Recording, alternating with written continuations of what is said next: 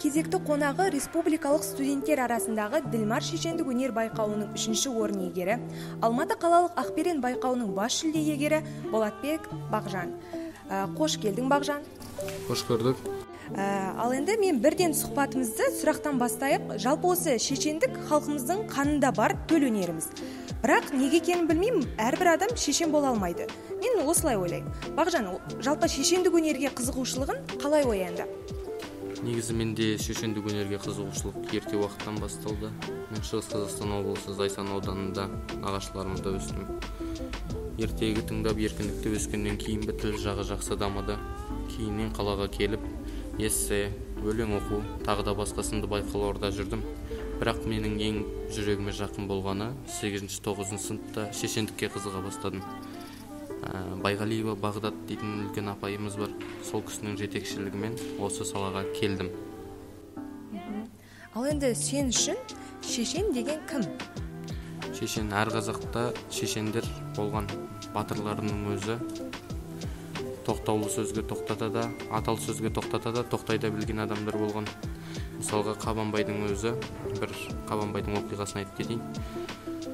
Қалмақтар елді жерді шауып жатқан кезде артынан қуып жеткен бір топ жас бала қатты шошынып Қабанбайға жау шапты. Олар 100 мың, біз 10 мыңбыз. Енді біздің қайтпек керек деп сұраған кезде Қабанбай ойланып тұрып, мен де содан қорқып отырмын. Оның бәрін қайда көмеміз деген екен.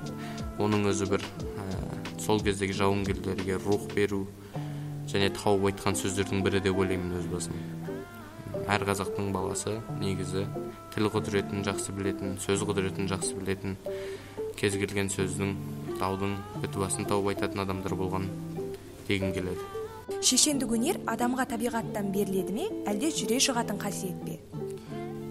Адамға шешендік өнер табиғаттан беріледі. Өйткені қазақтың табиғатында бар нәрсе, алайда біреуі жақсы жазғанымен, жақсы ойлағанымен, кейбіреуі тілге кішкене шорқақтау болып жатады. Сондықтан мен табиғаттан берілетін қасиет деп ойлаймын. Осыдан біраз жыл болғанда, бір ғасырға жуық уақыттың аралығында біздің аталарымыз осы Көк-Иірім дейтін Шығыс Қазақстан облысы, Ертіс маңында Көк-Иірім дейтін жерде Абайдың әкелері Құнанбайларменен бір жиында болып бірге талқылаған екен. Сондықтан менің ойымша бұл табиғаттан берілетін қасиет деп ойлаймын. Өйткені бұл қасиеттен біздің өзімнің аталарымда алшақ болмағанын айта аламын. Жалпы осы республикалық байқауларда бақ сынап жүрсін. Енді осы шешендік өнер бағыты бойынша сайыстар қалай өтеді? Талаптары қандай, ережелері қандай? Сол жайлы айтып өтсең? Шешендік өнерде негізгі Дилмар үйірмесінің талабы бойынша барлығы жеребемен болады. Кіммен жұп болатынын кемінде 10 жұптан болып жатады республика көлемінде. Және оның ішінде талаптарында р әрпін, ң әрпін таза айту сақталуы керек. Қаншашыншы шығатының, қандай тақырып түсетіні бәр жеребемен, және тақырыбыңды бір рет иә, бір рет жоқ деп қорғайсың. Яғни белгілі бір тақырыпты алып, қарты бар үйдің қазынасы бар, қарттар үйінде қазына барма деген тақырып бар болатын. Ол үйді қазына бар деп бір рет қорғайсың, қазына жоқ деп екінші рет қорғайсың. Бұл сол жарыстың талабы. Екінші жағы мүлдем қисынсыз болса да, соны қиыстыру шешен адамның міндеті болып есептеледі. Одан кейін қорытынды шығарасың. Ал екінші айналымда кішкене желдіртпе айналымдар, олар би шешендердің сөзін ары қарай жалғау болып табылады. Солмен жарыстың нақты қорытындысы шығады, және сахна мәдениеті, киім үлгілерінің барлығын жақсы сақтанған дұрыс. Жана Дилмар үйірмесі жайлы айтып қалдың, толығырақ таныстырып өтсең? Дилмар үйірмесі Абай атындағы нөмір 6 мектеп-интернаты бар. Сол жерде ең алғаш құрылған. Осы жақын арада осы үлкен ағаларымызбен кеңесіп отырып, Қазақ ұлттық университетінде журналистика факультетінде жақында біреу ашылатын болып жатыр. Жақсы жаңалықтардың бірі. Және сол жерде алдағы уақытта жетекші боламыз бұйырса. Осы Қазақ ұлттық университетінде де ашылып жатыр. өте керемет эксклюзивтер менің подкастымда. Ал енді осы республикалық байқауларда жалпы осы шешендік өнер бағытында бір келеңсіз оқиғалар немесе бір әділетсіздіктер орын алады ма? Басқа жарыстар, спорттағылар болсын, мысалы ақындар жарысында болсын, өткенде айтыскермен сұхбат құрдым, оның алдында спортшылармен сұхбат құрдым. Ал осы шешендікте болады ма осындай ситуациялар? Бармақ басты көз қысты әрекеттер бәрібір де болады, кішкене бұрмалаушылықтар болады, бірақ негізі барлығы өзіңнің қолыңда. Барлығың тең дәрежеде тұрсаң, онда ақырында бұрмалау болады. Ал егер өзің жанып тұрсаң, оны қолыңнан ешкім тартып ала алмайды. Мысалға, қай өңірге барасың, сол өңірдің адамдары міндетті түрде бірінші орын алып жататын жағдайларға да кездестік. Және сахна адамды барлық жағынан сорып тастайды, яғни тіл, көз, тағы басқасы болсын, сол біткеннен кейін бірден ұшасың, ауырасың қатты. Сондай сахнаның өзі бір киесі бар. Жаңа белгілі бір тақырып беріледі және оны даттайсың, қорғайсың деп айттың. Былай қарап тұрсақ, дебатқа ұқсас. Ал енді осы дебаттан шешендік өнердің қандай басты айырмашылықтары бар? Дебат енді шешендік өнер дебаттың атасы ғой. Ал дебатқа келетін болсақ, дебатта көбінде қазіргі мәселелер талқыланады. Тағы да басқа бір кішкене жеңілдеу деп айтсам да болады. Ал шешендік өнерде ең қиыны сен бұрынғы өткен дана дара тұлғалардың сөзімен сөйлеу керексің. Өз сөзіңмен ойыңды жақсы қорытындылай білу керексің. Ол жерде басым көпшілік саған назар түседі және сен ол жерде өзіңнің сөзің емес, біреудің сөзін айтасың. Ал ол жерде оны шатастырып айтуға мүлдем болмайды. Сондай қиыншылықтары бар және өзі жолы ауыр негізі шешендіктің көбінде. Сол жағынан айырмашылығы бар деп айта аламын. Өйткені шешендік сөздің атасы кішкене ауырлы тақырып болады. Ал енді сөз шебері болғысы келетін замандастарына қандай кеңес берер едің? Сөз шебері болғысы келетін замандастарым айтқым келетіні Нысанбек Төреқұлдың «Даланың дара тілмарлары» атты кітабы бар.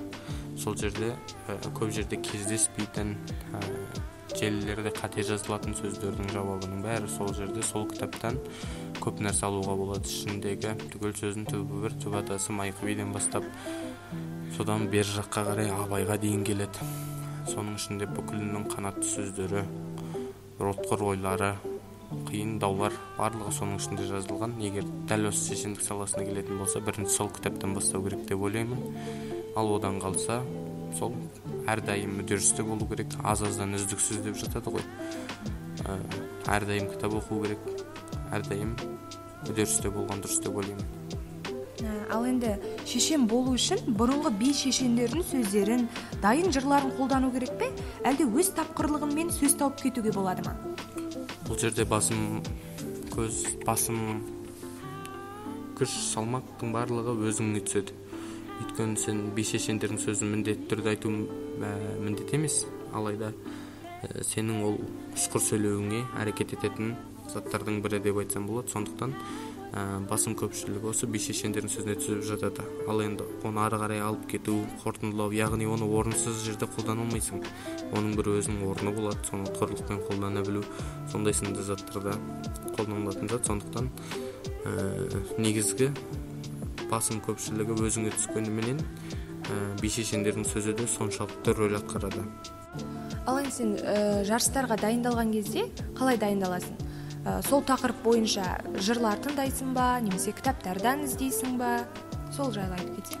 Оның ішінде 20 тақырып болу мүмкін сол жерде айту мүмкін тақырыптарды, сондықтан жан-жақты дайындаласың. Және мен бұрыннан келе жатқан өзімнің әдетім бойынша мен ерте уақыттан алып дайындалмаймын. Өйткені маған жақындаған кезде дайындалған қатты ұнайды. Маған 2 апта дайындық ұзаққа жетеді. Тіпті 1 апта, кейде 3 күнмен барған кездерім болған. Негізі дайындалып барған дұрыс, бірақ менің өзіме жақындаған кезде дайындалған ұнайды. Сөз қадірін білетұғын адам, шешендік өнер тұла бойында бар адам, поэзияға, жалпы өлең шығаруға бейім келсе керек. Ал енді сен өзің өлең шығарасың ба өз жан дүниеңнен? Бұрынғы уақыттарда ақындар мүшәйрасы басқа секілді сондай бір салаларға барып тұратынмын, қызығатынмын, арасында жазатыным бар.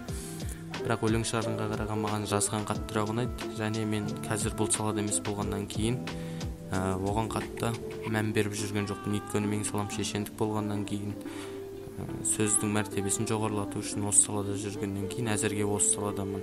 Енді қазақтың әрбір баласы ақын ғой.